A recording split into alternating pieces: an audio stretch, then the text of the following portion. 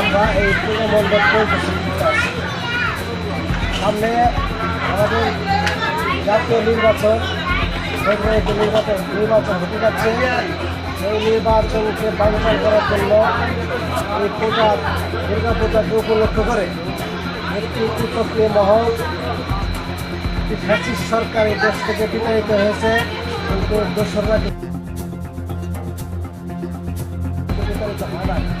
তারা নানাবিধ ষড়যন্ত্র করে এই হিন্দু ধর্মের ধর্মীয় উৎসবকে, শান্তিপূর্ণ হিন্দু উৎসবকে নস্বাত করার পরিকল্পনা থাকতে পারে বা পরিকল্পনা করতে পারে। সেই দিকে কমিটির যারা কমিটিবৃন্দ আছেন তাদেরকে সজাগ থাকতে হবে এবং আইন শৃঙ্খলা বাহিনী, যারা আনসার বাহিনীর সদস্যবৃন্দ আছেন তাদেরকে বিনয়ের সাথে বলতে চাই, আপনারা রাত্রেবেলা ঘুম পাবেন না এবং পূজা শান্তিপূর্ণভাবে যেন উদযাপন করতে পারে সেই দিকে আপনাদের লক্ষ্য রাখতে হবে। এটি একটি ধর্মীয় অনুষ্ঠান, এটি একটি হিন্দু সম্প্রদায়ের বড় ইবাদত। মাউথ পিসতে দাও না, মাউথ পিসতে দাও না।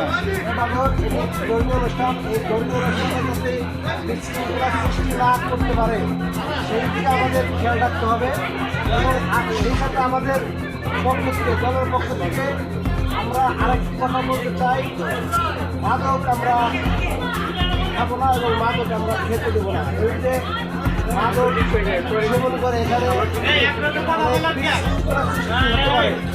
আপনারা খেয়াল রাখবেন। আপনাদের ধর্ম, আপনাদের অনুষ্ঠান শান্তিপূর্ণভাবে আপনারা উদযাপন করেন এই আশা ব্যক্ত রেখে আমি এখানে আমার কথা বলছি।